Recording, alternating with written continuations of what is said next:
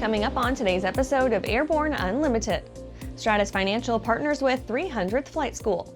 Delta CRJ flips inverted during landing at Toronto-Pearson. Final Douglas A-20 in accident during WBCA Airshow.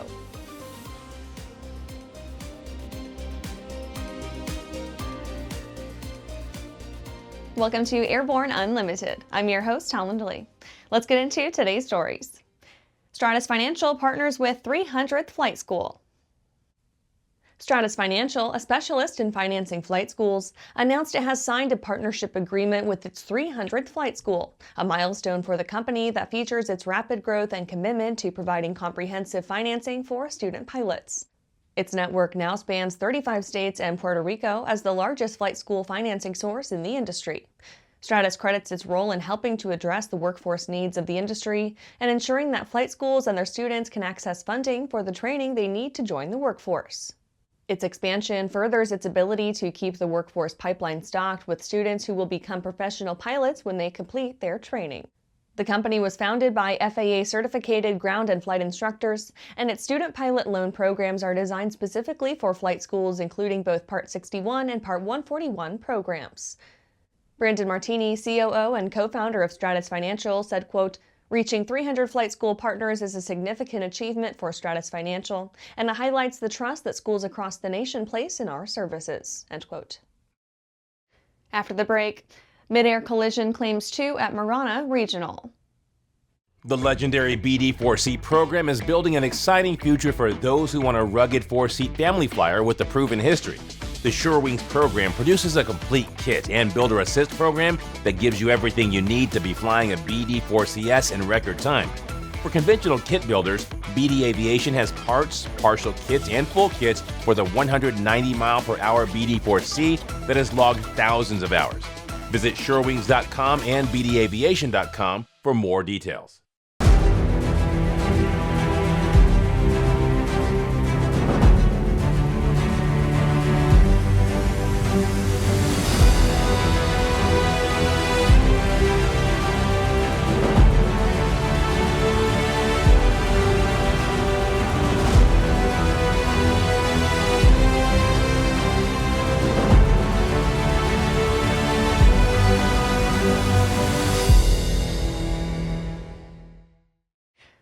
Welcome back.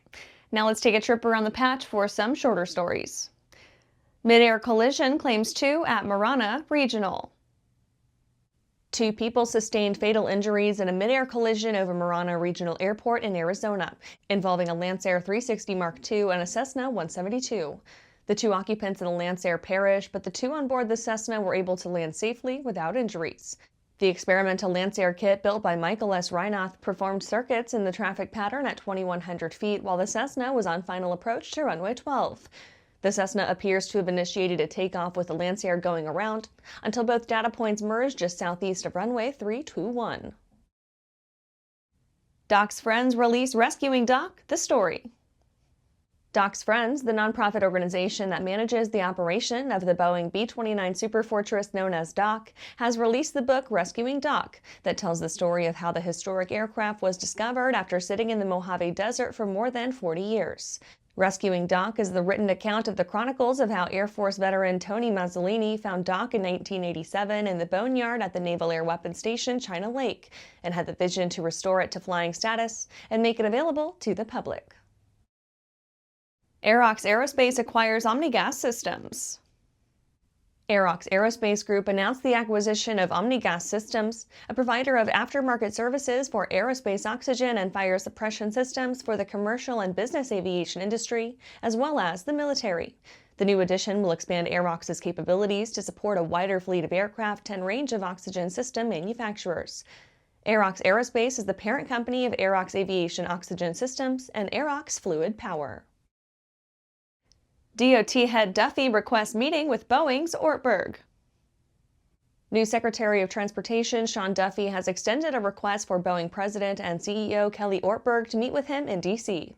Duffy posted on X saying, quote, "I've requested that the Boeing CEO come to D.C. as soon as possible to provide a full accounting of the steps the company is taking to address its quality and safety issues. Following that, I will visit Boeing myself to evaluate firsthand the measures being implemented to ensure its planes meet the highest safety standards." End quote. That's it for today's trip around the patch. Let's get back to the rest of the news. Delta CRJ flips inverted during landing at Toronto-Pearson. A Bombardier CL-600 regional jet CRJ 900LR operated by Endeavour Air as a Delta connection flight traveling from Minneapolis-St. Paul International experienced a collapse of the right main landing gear during arrival at Toronto-Pearson International Airport in Ontario and ended up flipping inverted on the runway. In what has to be a minor miracle, there were no fatalities resulting from the accident, but 8 people were injured, 3 seriously. There were 76 passengers and 4 crew members on board. Video footage of the accident sequence showed that on touchdown, the right main landing gear collapsed, causing a fire and the right wing to contact the ground. The wing dragged along the ground for about 3 seconds before the aircraft flipped over and came to rest in an inverted position. The fire was mostly contained by the airport emergency service personnel. The tail surface and main gear were damaged from the impact and separated as well, and the left wing and nose gear remained attached to the airframe. Video recorded by what sounds to be a passenger shows people being evacuated from the aircraft in a relatively calm and orderly manner by the crew. However, the person recording the video was understandably upset and expressing his shock with some colorful language. After these messages, final Douglas A-20 in accident during WBCA airshow. I'm currently using the Hartzell Talon, by far the best aerobatic propeller ever come out. I use the Trailblazer. It adds performance to the Super Decathlon and dependability, and it's rugged. Hartzell's been an excellent partner for WIP-Air, just in terms of your product support as well as keeping an eye on the market and developing new products that meet demand. It's helping us all have better performing airplanes. It's such a proud honor to fly behind that propeller. Meet the first of a new generation of the M-Class family. The M700 Fury. An aircraft worthy of the name, an indomitable force. The M700 Fury transcends traditional limits with more power, blistering performance, a finely appointed interior, and the luxury of what matters most. Time. Experience the Fury. Join the legacy.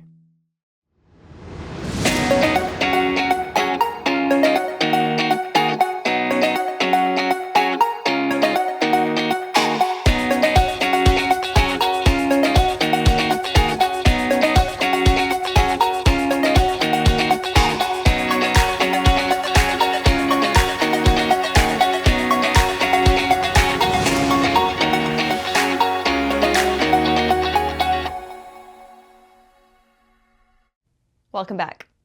Final Douglas A-20 in accident during WBCA airshow. The last airworthy Douglas A-20 light bomber went down in Laredo, Texas after a mechanical issue forced its pilot to execute an emergency landing. The accident occurred during the WBCA Stars and Stripes airshow on February 16th.